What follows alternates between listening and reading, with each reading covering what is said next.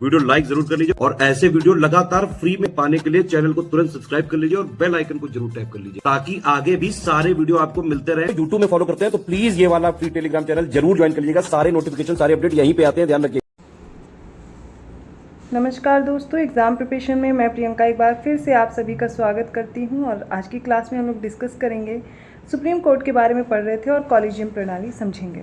अगर आप न्यू हैं चैनल पर, डेली दोपहर 1 बजे क्लास आपके लिए अवेलेबल है। सब्जेक्ट वाइज सीरीज चल रही है जिसमें आप मेरे साथ इंडियन पॉलिटी कवर कर सकते हैं और इसके अलावा जो भी आपके एग्जाम तक सब्जेक्ट्स कंपलसरी हैं वो सारे कंप्लीट हो जाएंगे। इनकी पीडीएफ प्राप्त करनी है, अगर कोई पेड कोर्स ज्वाइन करना है इसके लिए आप स्टडी फॉर सिविल सर्विसेज का पेड कोर्स ज्वाइन कर सकते हैं। UP PCS, RO, UP SSSC, other state PCS, इन सभी के लिए कोर्स अवेलेबल है। इसके लिए आपको गूगल प्ले स्टोर से स्टडी फॉर सिविल सर्विसेज का ऐप डाउनलोड करना होगा। ज्ञान से कूपन कोड है, अप्लाई करते ही 20% का डिस्काउंट मिल जाएगा। सामान्य सी जानकारी है आपके कोर्स से रिलेटेड, और कोई जानकारी चाहते हैं तो डिस्क्रिप्शन बॉक्स में नंबर दिए गए हैं, कॉल या मैसेज करके जानकारी ले सकते हैं। चलिए आज की क्लास स्टार्ट करते हैं जिसमें हम लोग को कॉलेजियम सिस्टम के बारे में पढ़ना है। क्योंकि सुप्रीम कोर्ट के बारे में डिस्कस कर चुके हैं तो आगे समझेंगे कि जो कॉलेजियम है इसके द्वारा सुप्रीम कोर्ट और हाई कोर्ट इनके न्यायाधीशों की नियुक्ति और स्थानांतरण किया जाता है। अब ये कॉलेजियम व्यवस्था है क्या? तो सुप्रीम कोर्ट का कॉलेजियम जो होता है वो 5 सदस्यीय एक निकाय होता है जिसका नेतृत्व भारत के मौजूदा मुख्य न्यायाधीश करते हैं और इसमें सर्वोच्च न्यायालय के तत्कालीन 4 अन्य वरिष्ठतम न्यायाधीश भी शामिल होते हैं। हाई कोर्ट कॉलेजियम का नेतृत्व हाई कोर्ट के ही मौजूदा जो मुख्य न्यायाधीश होते हैं और उस न्यायालय के 2 अन्य वरिष्ठतम न्यायाधीश करते हैं। तो दोनों कॉलेजियम समझिए, इसमें कौन कौन सदस्य होते हैं। सुप्रीम कोर्ट और हाई कोर्ट के न्यायाधीशों की जो नियुक्ति है वो कॉलेजियम प्रणाली के माध्यम से ही की जाती है और कॉलेजियम द्वारा नाम तय किए जाने के बाद ही सरकार की कोई भूमिका होती है। उच्च न्यायालय कॉलेजियम द्वारा नियुक्ति के लिए अनुशंसित जो नाम है इसमें CJI और सुप्रीम कोर्ट कॉलेजियम द्वारा अनुमोदन के बाद ही सरकार तक पहुँचते हैं।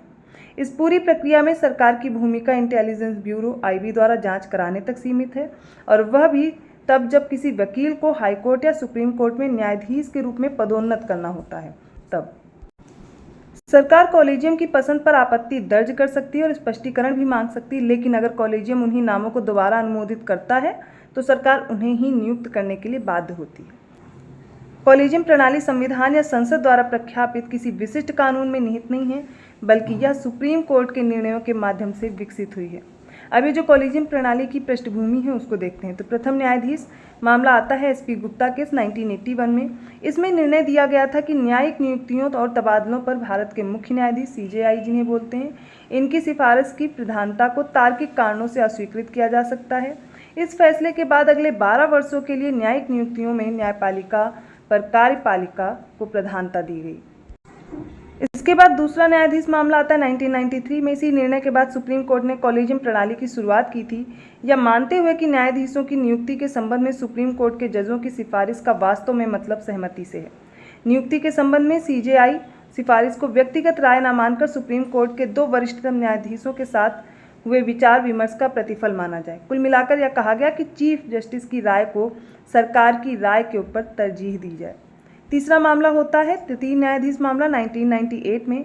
राष्ट्रपति द्वारा परामर्श मांगे जाने पर सुप्रीम कोर्ट ने कॉलेजियम को 5 सदस्यीय निकाय तक विस्तारित किया था जिसमें CJI और उनके 4 वरिष्ठतम सहयोगी न्यायाधीश शामिल होते हैं। तो ये तीनों मामला है जो कि कॉलेजियम प्रणाली की पृष्ठभूमि में आता है, इसको आपको याद रखना है। अब उच्च न्यायालय के न्यायाधीशों का स्थानांतरण कैसे होता है उसकी प्रक्रिया के बारे में जानेंगे। तो वर्तमान में क्या प्रक्रिया है? स्थानांतरण का जो प्रस्ताव है वो CJI द्वारा उद्भूत किया जाता है और इसमें उक्त न्यायाधीश की सहमति की आवश्यकता नहीं होती। न्यायाधीशों के सभी प्रकार के स्थानांतरण जनहित में किए जाते हैं। मुख्य न्यायाधीश के अलावा किसी अन्य न्यायाधीश को स्थानांतरित करने के लिए CJI को किसकी राय लेनी होती है ये जान लीजिए। तो संबंधित न्यायालय का मुख्य न्यायाधीश जहाँ से स्थानांतरण हो रहा हो और प्लस उस न्यायालय का मुख्य न्यायाधीश जिसमें स्थानांतरण हो रहा हो।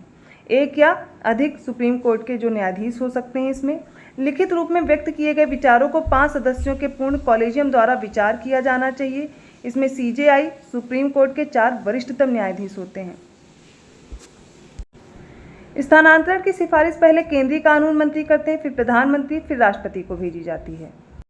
अब हम उन सारे आर्टिकल्स को एक साथ देखने वाले हैं जो सुप्रीम कोर्ट से रिलेटेड हैं। सारे आर्टिकल एक पास आ जाएंगे और इनको डिस्कस करके आप लर्न भी कर सकते हैं, आपके लिए ईजी रहेगा।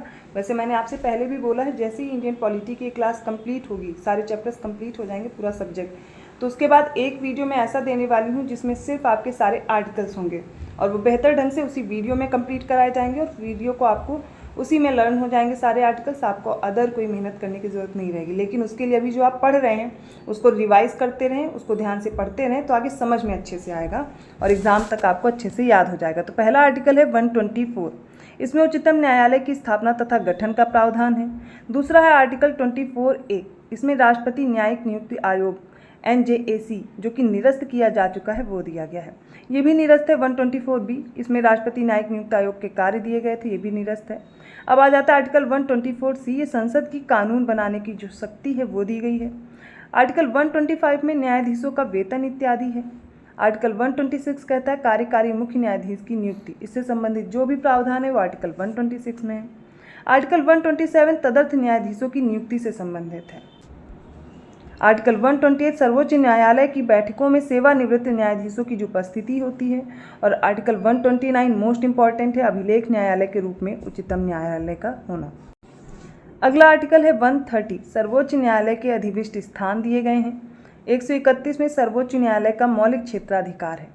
आर्टिकल 131A से भी निरस्त किया जा चुका है। इसमें था क्या, तो केंद्रीय विधियों की संवैधानिक वैधता से संबंधित मुद्दों के बारे में उच्चतम न्यायालय का विशेष जो क्षेत्राधिकार था।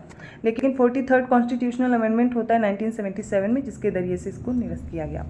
आर्टिकल 132 है जो कि कुछ मामलों में उच्च न्यायालयों से अपीलों में सर्वोच्च न्यायालय की जो अपीली अधिकारिता है। आर्टिकल 133 कई बार मैच करने के लिए आए हुए हैं, 132, 133, 134 तीनों मोस्ट इंपॉर्टेंट हैं। अब ये दीवानी मामलों में जो उच्च न्यायालय में अपील से संबंधित सर्वोच्च न्यायालय का जो अपीली क्षेत्राधिकार है वो दिया गया है। आर्टिकल 134 में सर्वोच्च न्यायालय का जो आपराधिक मामलों में अपीली क्षेत्राधिकार है वो। तो कुछ मामलों में जो अपीलों में सर्वोच्च न्यायालय की अपीली अधिकारिता है आर्टिकल 132, दीवानी मामलों में 133 और आपराधिक मामलों के लिए आर्टिकल 134 है जिसमें अपीली क्षेत्राधिकार दिया गया है। आर्टिकल 134A सर्वोच्च न्यायालय में अपील हेतु प्रमाण पत्र के बारे में है।